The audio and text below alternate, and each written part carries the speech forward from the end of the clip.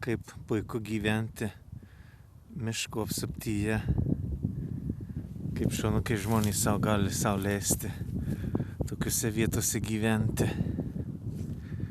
įsikurti.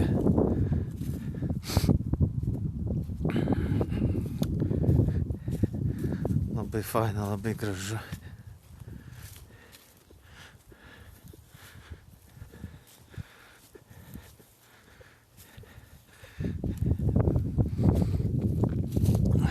Čia ir toks kelias ekstra nutiestas nuo senų laikų medžioklėms.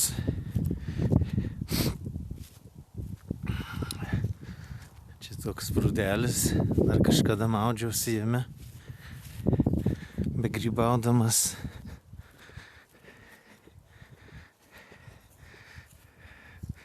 O štai skrenda lėktuvas.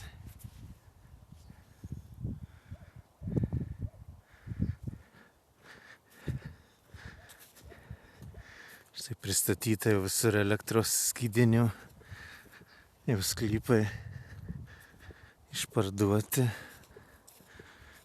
Matomai jau čia ir statysis. Labai šaunu. Labai šaunu.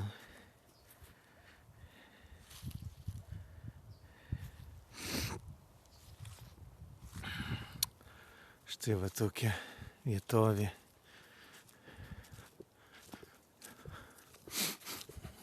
Miškio. Šiandien vėl vaikščiosiu su savo palydovu šuneliu. Nori gert.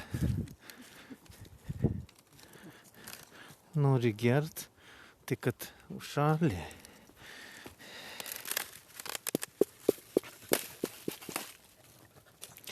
Ką tu čia gersi purviną vandenį? Mažiau lakstyk, tai nenorėsi gerti.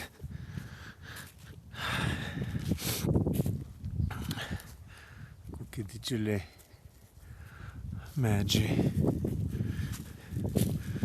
Čia turbūt tiesiai toliau paėjėjus buvo, mes vadydom ėdžios. Tai būdavo labai daug elnių. Prieš kokią 30 metų.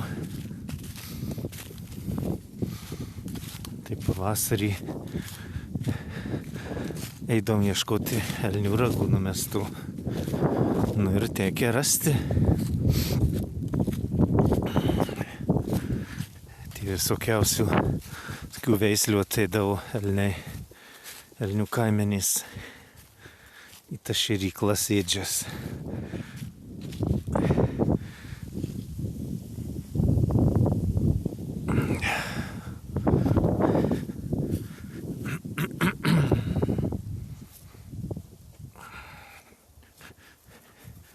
Miški. O va kelias, miški kelias geresnis negu kaimuose, ūkininkų keliai. Čia atsimenu, kaip iškasė šitą kanalą. Žiūrėkit, koks didžiulis kanalas.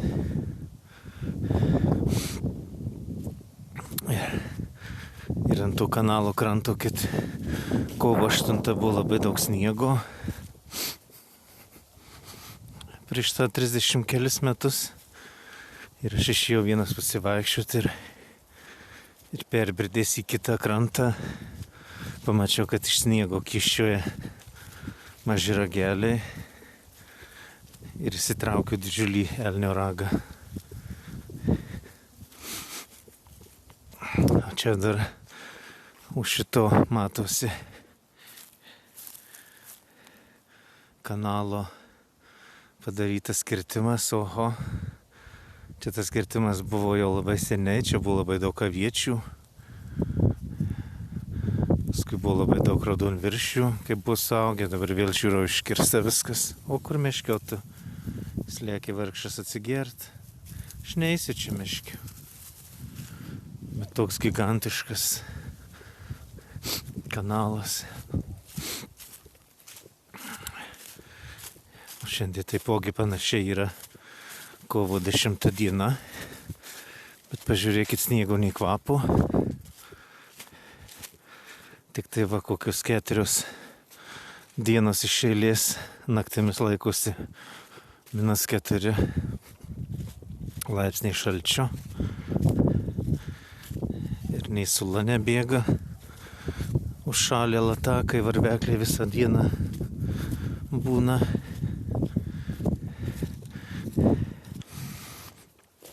Klevų jau nebebėga.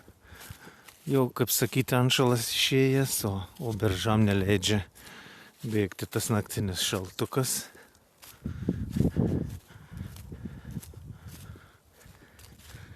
Taip, pasivaikščiosim po pavasarinį miškelį.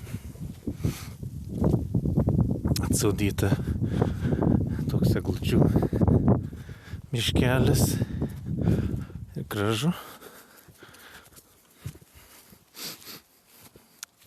Čia ir kažkada saudino ataugs miškas, bet dėja, aišku, užtruks kokį 100 metų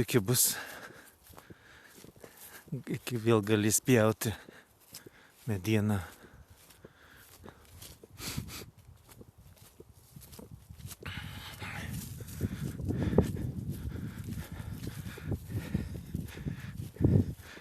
Čia, manau, šlepsi, girdisi garsas, kai galingi botai guminiai. Turi tokius gerus batus, tik tai labai jie yra sunkus, bet man kojos priprato. Brolis tai rūgojasi, kad nepaneša tų mano batų. Jis vienas sveria kažkur kokius 2-3 kilogramus vienas batas. Štai tokie didžiuliai geri batai jie. Čia yra gaisrininkų batai angliški.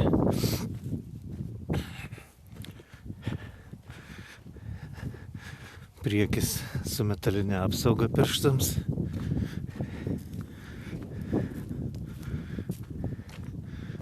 Na jo, šito kelio tai tikrai pavydžiu. Kai mūsų kaimukį būtų toks kelias pastoviai. Čia kaip autostrada miške. Kad būt po kaimukus tokie keliai visur.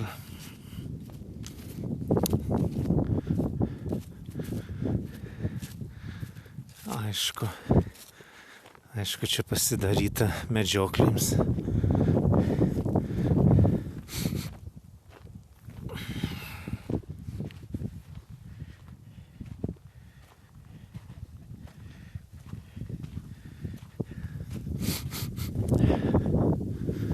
Atėjom iki kitos tokios autostrados, čia gali net autobusai važinėti.